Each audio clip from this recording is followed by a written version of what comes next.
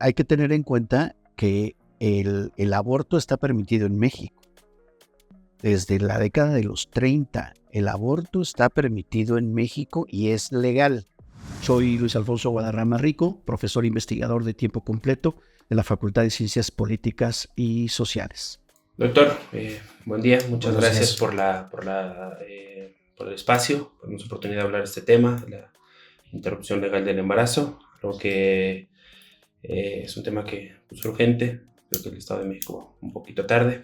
Si nos podría platicar un poquito, explicarnos qué es la interrupción legal del embarazo. Bueno, es un derecho que en México comenzó en el año 2007 en la entonces Distrito Federal, ahora Ciudad de México, en la que se despenaliza una causal más.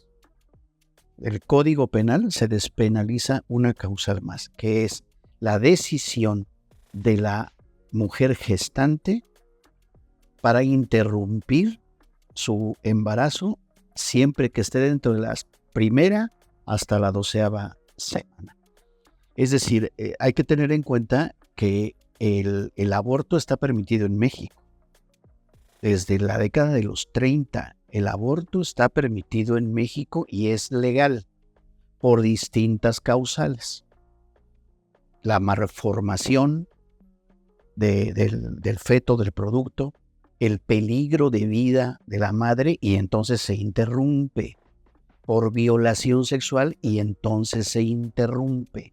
Estamos hablando en la interrupción legal del embarazo de despenalizar una siguiente causa, por voluntad o por decisión complejísima además de la gestante. No quiero por ahora continuar con el embarazo y estoy dentro de las primeras 12 semanas.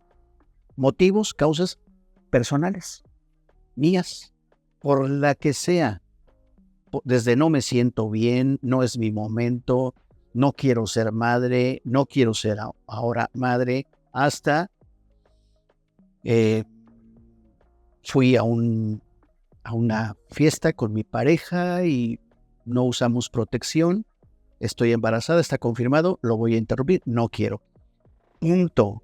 Sin ninguna otra argumentación o que no esté implicado un delito. Entonces, no quiero. Es la decisión de la mujer sobre su cuerpo. Eso es lo que se está despenalizando, una causa más. También en otros países se llama interrupción voluntaria del embarazo. Y de eso estamos hablando en el Estado de México. En nuestro país hay 15 entidades que ya han incorporado esta despenalización, esta nueva causa, la decisión de la mujer sobre su cuerpo. No quiero por ahora, por razones que sean. Si estoy entre las primeras 12 semanas, acudo a una clínica, me dan un servicio confidencial, amigable, me hacen una entrevista, hacen un estudio para ver que la mujer no esté siendo coaccionada, para que no esté siendo impulsada por otros factores ajenos a sí misma. Digan, bueno, adelante, se evalúa el crecimiento del feto y si está dentro de las primeras 12 semanas, entonces se aplica el procedimiento. La gran mayoría, si está entre la primera hasta la 9ª semana, normalmente funciona con medicamentos. Entonces, se logra interrumpir, no como hacían muchos años, mediante una intervención del legrado que era peligrosísima, que ponía en juego la vida de las mujeres, y ahora ya se puede interrumpir con el desarrollo de la farmacología, de la embriología y demás, se puede interrumpir con dos medicamentos. Entonces, la gran mayoría de las interrupciones ya se hace con medicamentos, no requiere hospitalización, sí requiere supervisión médica, sí requiere que haya una supervisión ginecobstétrica para ver que la expulsión haya sido total y que no esté provocando algún otro problema. De eso estamos hablando. Okay. ¿Cuál es el panorama actualmente en el Estado de México? Bueno, lamentablemente se ha pospuesto desde hace ya varias legislaturas esta iniciativa que han empujado grupos de feministas, que ha impulsado fuertemente la marea verde sobre la interrupción, un derecho humano además, y se ha pospuesto durante varias legislaturas. Mi punto de vista es que se ha pospuesto por implicaciones de tipo electoral, porque saben que los grupos parlamentarios, los partidos políticos que están representados en el poder legislativo y también el gobierno en turno sabe que tendrá reacciones por parte de grupos conservadores, por parte de Provida, por parte del Frente Nacional de la Familia, por parte de grupos conservadores que van a oponerse a esta decisión, y yo creo que en el pasado han calculado efectos de orden electoral, castigo en las urnas, y dicen vamos a posponer. ¿A costa de qué? De los derechos de las mujeres, ¿no? Entonces, pero yo creo que están dadas las condiciones actualmente. Si vemos la composición del poder legislativo, de los grupos parlamentarios al interior de la Cámara de Diputados del Estado de México, yo creo que están dadas las condiciones para que partidos como Morena, el PRD, el Partido del Trabajo y quizá algunos grupos, algunas diputadas y diputados del PRI con realmente una posición vanguardista, que realmente lo impulse, ¿no? Y lo aprueben. Claro, un poquito ahí en ese tema, pues realmente el Estado de México es una entidad conservadora, porque digo, hay estados como Jalisco, Aguascalientes, Puebla, que suelen ser, al menos en el papel, más conservadores y con grupos más fuertes de ese lado de la derecha, y el Estado de México pues se ha tardado, o sea, se tardó con respecto a otros, ¿no? Llevan 16 estados, 17, que ya dieron ese paso, y el Estado de México no. Sí, yo creo que en primer término habría que reconocer que se han tenido en el poder ejecutivo y en el poder legislativo, se ha tenido una mayoría durante muchas décadas, se tuvo una mayoría priista y panista, y eso, digamos, genera un contrapeso muy, muy fuerte y un cálculo. Y el gobernador anterior, Alfredo del Mazo, era claramente, no solo conservador, sino claramente pro vida. Entonces no lo iba a permitir, muy ligado a la Iglesia Católica, y entonces eso les detiene. Pero además forma también parte de sus convicciones. Y otros gobernadores que en el pasado no habían querido entrarle a este. Ahora es, por lo menos la ciudadanía, una parte de la ciudadanía esperaría que ante una primera gobernadora y de extracción del partido Morena, más el acompañamiento de otros partidos con menor peso, pero que son importantes, yo creo que tendría que prosperar. Y creo que sería el momento. Sí, se ha sido conservador, lo ha sido, y también han calculado, como lo he dicho, un castigo en las urnas. Y van a tenerlo que, de todas maneras, lo van a tener que enfrentar, por supuesto. Regresando al tema de las mujeres, si nos podría platicar un poquito sobre los estudios que están realizando y preguntar en el Estado de México quién interrumpe su embarazo. Bueno, digamos que en cierto sentido tenemos, las mujeres del Estado de México tienen quizá una especie de fortuna al hecho de que vivamos tan cerca de la Ciudad de México, que desde el 2007 no solo lo aprobó, sino que expandió fuertemente los servicios. Tiene ahora 14 clínicas certificadas y especializadas en la interrupción legal del embarazo. Y entonces eso ha sido una consecuencia de que el Estado de México ocupe el segundo lugar después de la propia Ciudad de México, el segundo lugar por el número de mujeres y casos que acuden a interrumpir legalmente el embarazo, puesto que aquí no lo tienen. Entonces, en hora y media, en un par de horas están en una clínica y están interrumpiendo a tiempo en esas primeras 12 semanas. Es preocupante porque estamos hablando de que diariamente 13 mujeres del Estado de México tienen que acudir a la Ciudad de México a interrumpir legalmente su embarazo porque no lo tienen aquí. Es cierto que hay clínicas para interrupción legal del embarazo, pero es en caso de violación. Entonces, hace falta que se despenalice esa causal porque si no, digamos que en ese sentido estamos recargando el presupuesto de la Ciudad de México en materia de derecho a la salud sexual y reproductiva, en este caso a la salud reproductiva, es decir, no quiero ahora ser madre. Entonces, ¿por qué se le recarga el presupuesto? Es cierto que les cobran una cuota a las mujeres mexiquenses o de cualquier otro estado que van a la Ciudad de México a interrumpir legalmente su gestación. Es cierto que les cobran una cuota de recuperación, pero de todos modos les sobrecarga el presupuesto. Entonces ya es tiempo, porque además implica una serie de servicios integrales. No solamente es el diagnóstico y la aplicación de medicamentos o la aspiración endouterina vía mecánica o eléctrica, o en casos extremos que están ya muy cerca de las 12ª semana, 11ª, también se requiere a veces no solo una aspiración endouterina vía eléctrica o vía mecánica, sino a veces de plano una intervención mediante el legrado. Eso es un montón de recursos, es decir, es equipamiento, instalaciones, mobiliario, personal médico, enfermeras, trabajadoras sociales, psicólogos, psicólogas, y todo el proceso de seguimiento que implica atender cada caso.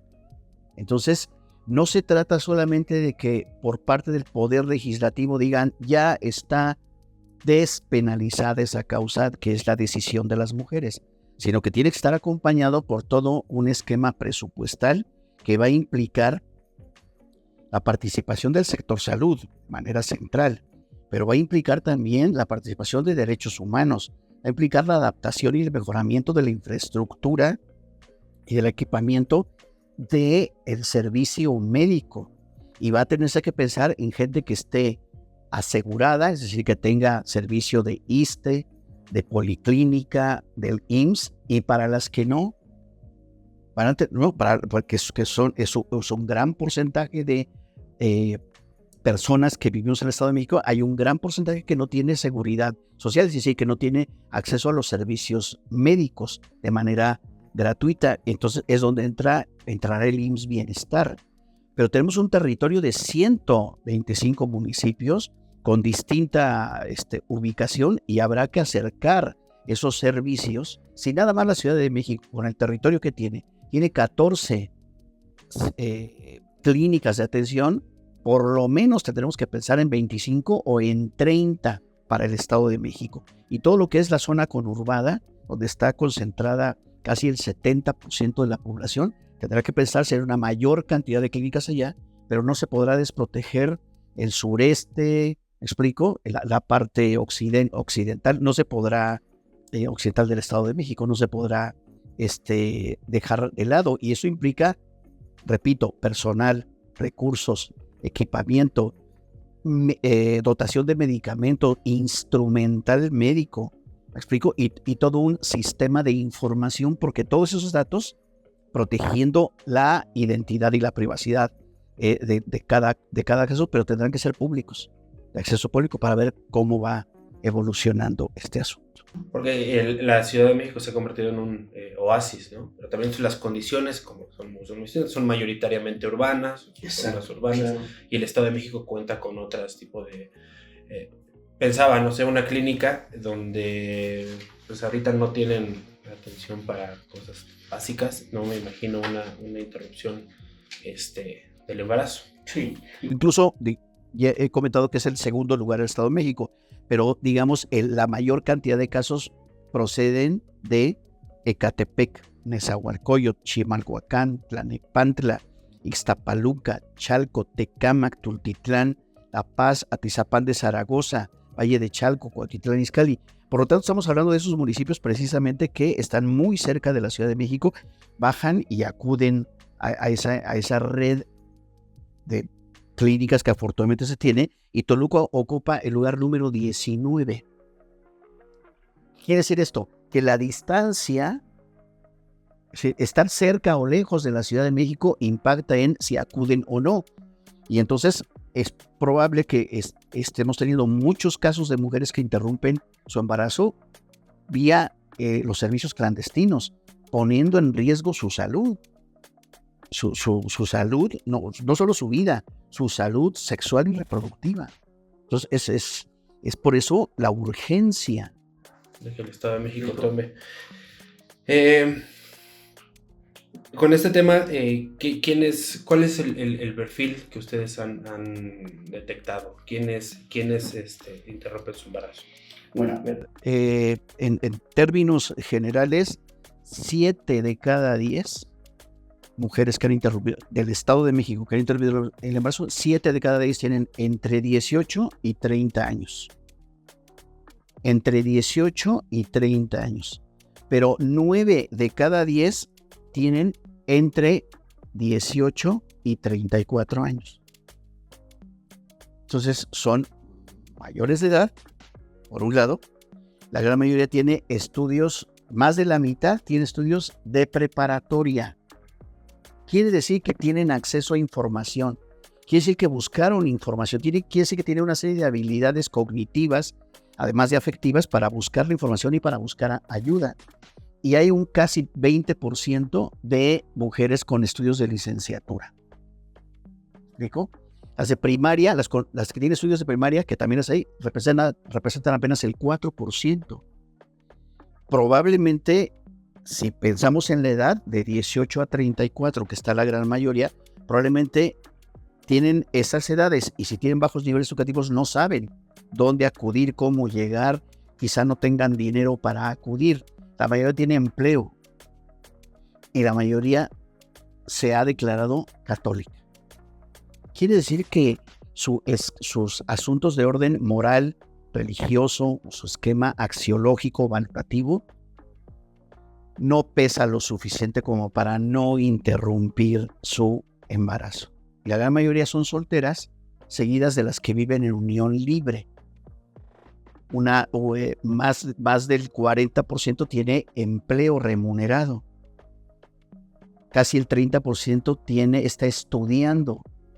¿Eso qué significa? Que yo tengo empleo, tengo ingresos, pero no tengo condiciones ni quiero ser madre ahora.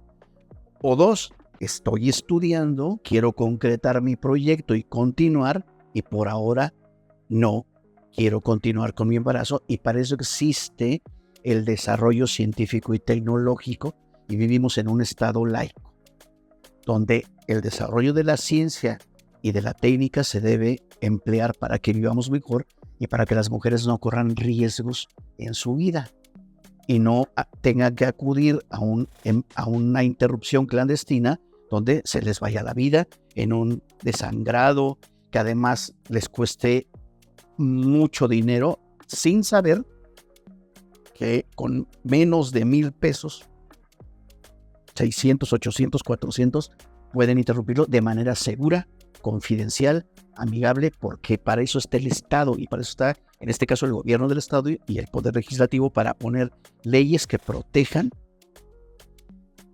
la integridad y la salud de sus habitantes. Si tienen empleo, la mayoría está pagando impuestos. ¿Por qué no tienen esos servicios? ¿Por qué se tienen que ir a la Ciudad de México si la mayoría tiene empleo? ¿Me explico? Tienen estudios de preparatoria, de licenciatura, hay gente con posgrado.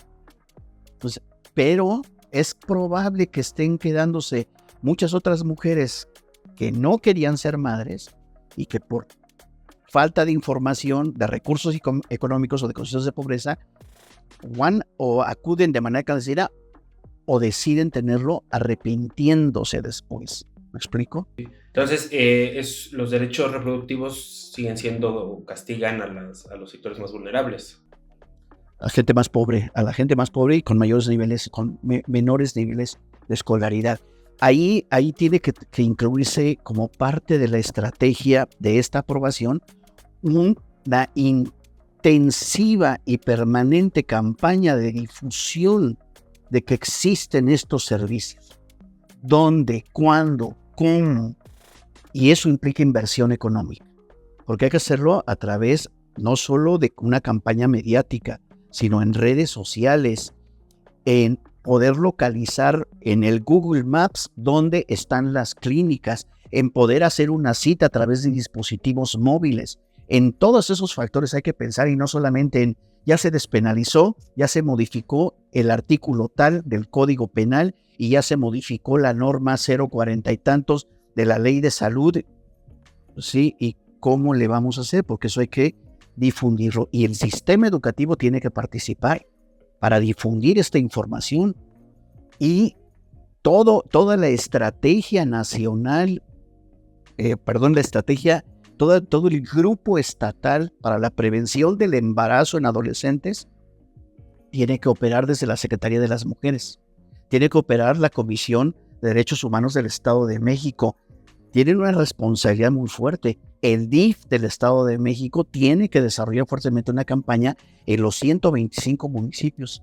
En los grupos municipales para la prevención del embarazo tienen que tener fondos para difundir estos servicios cuando se aprueben y dónde están las clínicas y hacerlas saber a los grupos que viven en pobreza extrema y en pobreza. Pues si no, nos estaremos equivocando. Esperando, ya hay 5 clínicas, 8 y hay que comunicar a la población e ir focalizando a la población que más lo requiera. Y también quitar muchas creencias, muchos estereotipos que tiene la gente acerca de qué significa actualmente la interrupción legal del embarazo. La gente sigue teniendo ideas francamente infernales, fantasmagóricas de lo que significa y terribles de lo que significa y lo que significa hace varias décadas la interrupción de un embarazo, con todos los riesgos que ello implicaba. Ahora no, ahora son medicamentos. Y más del 80% de las interrupciones se logra solamente con medicamentos, sobre todo si se aplica entre la primera y la 9ª semana. Es donde mejor funcionan los medicamentos, ya sea vía oral o vía vaginal, con las dosis que se marca, pero hay que tener seguimiento también. ¿Me explico? Esta pues idea se escucha así muy grande, ¿no? Pero que obviamente va a causar debate y obviamente hay que sentarse muchas personas a discutirlo. Implican muchos sectores, muchas dependencias, pero también eso podría causar que se vuelvan a tardar y puedan avanzar. Ustedes, de su perspectiva, ¿qué estrategia, si tuviese ese poder, qué estrategia tomaría como para decir, bueno, se aprueba y luego vemos, o entramos así, o nos esperamos otro poquito? Usted como desde la parte de la experiencia, ¿qué haría? Yo lo que creo es que la aprobación debería poner todos los... debería especificar por escrito todo lo que se requiere.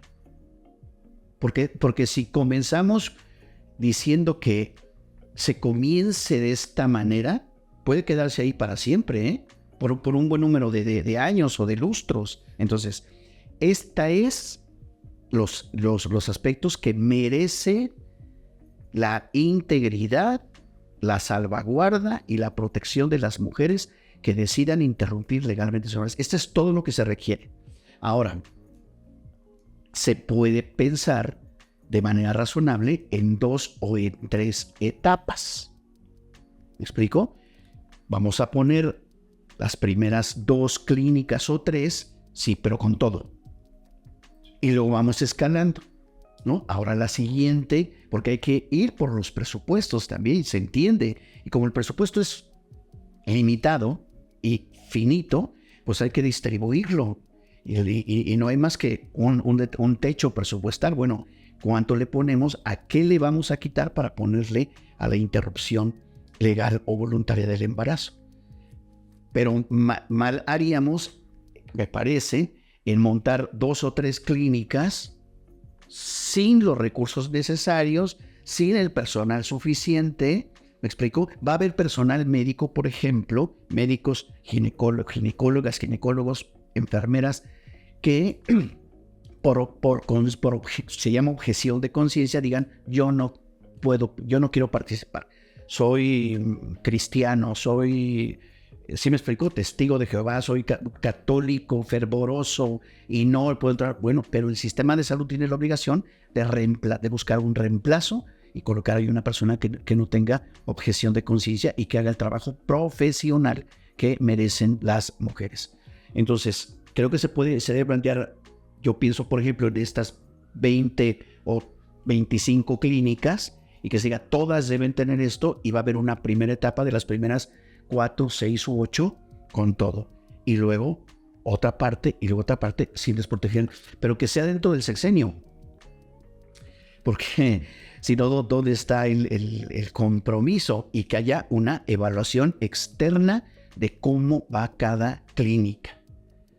¿Me explico? Yo creo que sí entiendo que no hay presupuesto que alcance, ¿sí? Pero también se puede especificar cuál es lo óptimo y luego comenzar con un proceso gradual, sí, pero desde la primera clínica con todo lo que se requiere. O sea, imagínense que se monta una clínica y solo hay un médico, una enfermera, y el medicamento llega tarde, mal, o pasan meses y no llega el misoprostol. Imposible, ¿no? O no hay pruebas de laboratorio para determinar el crecimiento fetal. Gravísimo. Entonces, tiene que haber esos mínimos necesarios. No estamos hablando de un sistema de clínicas de primer mundo. No tendríamos por qué no tenerlas, ¿eh? No tendríamos por qué no tenerlas, puesto que se ha apuntado hacia un sistema de salud parecido al de Dinamarca. Entonces, no tendríamos por qué no tenerla. Pero sí se puede tener todo lo necesario en recursos humanos, en equipamiento, en medicamentos, en instrumental, en mobiliario, en áreas de atención, en áreas complementarias de acompañamiento y de diagnóstico que son muy importantes y de seguimiento. 4, 8, 10 clínicas, 4, 8. Pero ¿cómo va a ir creciendo? Y hacer una evaluación. Eso me parece que es fundamental. Esta pregunta tal vez no la sepamos. Esta es duda que me acaba de surgir. ¿Se podría hacer algún plan metropolitano? O sea, alguna colaboración con la Ciudad de México, o sí están muy divididos sus... No, a mí me parece, ahora que usted lo comenta, me parece muy, muy, muy interesante. Por ejemplo, en las clínicas que estén muy cercanas a estos municipios que acabamos de decir, bueno, ¿qué hace el gobierno del estado? Quizá invierte, asigna personal y entonces se amplifica la atención de gente para el Estado de México y ya no se les cobra cuota de recuperación porque ya aporta el gobierno del Estado de México al gobierno de la Ciudad de México para comenzar a ampliar. Sí, pero que entonces no se quede ahí este asunto, porque entonces, ¿cuándo va a formar parte del sistema de atención de la salud reproductiva y de la salud sexual de las mexiquenses? Que no se nos olvide, ocupamos el segundo lugar, ¿eh? Se quiere decir que hay una desatención pavorosa. Ese es el asunto. Doctor, pues por mi parte ya no tendremos preguntas. ¿Algo que tenga que agregar? ¿Algo que se nos está yendo? Yo creo que es muy importante que medios como ustedes difundan esta información, y a mí me parece que es central que se haga un parlamento abierto y que las comisiones inviten a académicas, académicos, a activistas, pero también a investigadoras de perspectiva feminista, de perspectiva de género, que las hay notables en la universidad, y que quienes hacemos investigación sobre este asunto, ahora estamos hablando de la interrupción legal del embarazo, pero también podemos poner mucho más detalle y mucho más foco en, por ejemplo, el 14% de las mujeres mexiquenses que interrumpieron legalmente su embarazo entre 2016 y 2022, el 14% eran adolescentes. Tenían entre 11 y 19 años. Sí, pero resulta que tenemos madres adolescentes de 10 a 14 años, de 15 a 19, y que ahí lo más probable es que haya asuntos de abuso sexual y abuso sexual incestuoso. Entonces, esta temática tiene que ser parte de la agenda del Grupo Estatal de Trabajo para la Prevención del Embarazo en Adolescentes, del GPA Estado de México, y está encabezado por la Comisión Estatal de Población, por el Consejo Estatal de Población y por la Secretaría de las Mujeres. Se tendría que estar a la cabeza de este asunto. Es un asunto legislativo, sí, pero aportando información. Y me parece que la academia tiene mucho que decir. Ojalá hagan un parlamento abierto para oxigenar ese proceso y escucharnos. No, pienso que no se trata de ver cómo convencer a gente que por su escala valorativa o sus creencias está en contra del aborto. Bueno, tenemos entidades en el país que ni siquiera aprueban la interrupción por violación sexual o por malformación. No la aprueban, ¿no? Se trata de explicarle al conjunto de la sociedad, que es muy diversa, de qué se trata esto y para quién va. Y tratar de evitar estas expresiones extremas que dicen una ley abortista, una ley pro aborto, una ley contra la vida, una ley... O sea, no ayuda en nada.